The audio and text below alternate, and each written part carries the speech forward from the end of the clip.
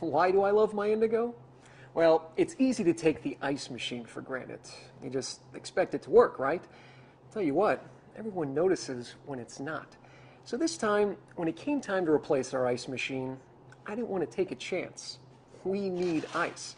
And I've worked with Manitowoc Ice Machines at other places, so I know they make the best ice machines.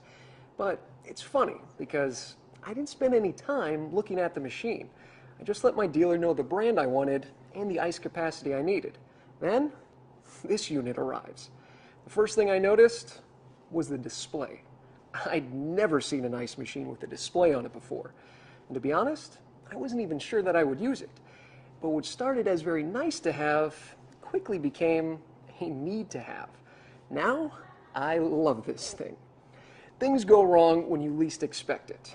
What I'm impressed about is the fact that Indigo removes the unexpected. That's because it has this early warning system built in. They call it safe mode. Basically, it lets me know there might be a problem before there is one. In fact, it happened recently and it was cleaning related, and a message appeared. I think all we needed to do was change the air filter or something. Didn't even have to call service.